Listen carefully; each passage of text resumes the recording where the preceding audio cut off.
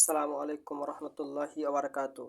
তুমি কি বলতে পারো আকাশের দিকে তাকিয়ে কখনো কি ভেবেছো এই চাঁদও একদিন দ্বিখণ্ডিত হয়েছিল? হ্যাঁ, চাঁদ ভেঙে গিয়েছিল দুই টুকরাতে। এটা কোনো কল্পকাহিনী নয়, বরং এটি এক বাস্তব অলৌকিক ঘটনা যা আল্লাহ তাআলা পবিত্র কোরআনুল কারিমে উল্লেখ করেছেন। মহান আল্লাহ রাব্বুল আলামিন বলেন, ইকতারাবাতিস সাআতু আনশাক্কাল কামার। কিয়ামত সন্নিকট আর চাঁদ দ্বিখণ্ডিত হয়েছে।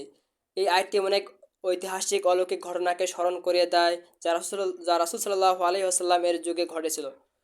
কাফিররা যখন রাসূল সাল্লাল্লাহু আলাইহি সাল্লামের কাছে সেই নিদর্শন দেখতে চাইল, তখন আল্লাহ তাআলার হুকুমে চাঁদ দ্বিখণ্ডিত হয় এবং পুরো মক্কার লোক তা প্রত্যক্ষ করে।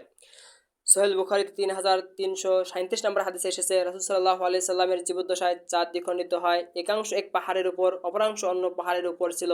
লোকেরা বলল, মুহাম্মদ, আপনি তো আমাদেরকে জাদু করেছেন। এই দৃশ্য শুধু মক্কার লোকেরা প্রত্যক্ষ করে নাই, বরং তৎকালীন আরববাসী এমনকি অন্য দেশ থেকে আসা যাত্রীরাও এই দৃশ্য দেখে আশ্চর্য হয়। এটা ছিল কিয়ামতের একটি নিদর্শন, যেন মানুষ বোঝে এই পৃথিবী চিরস্থায়ী নয়।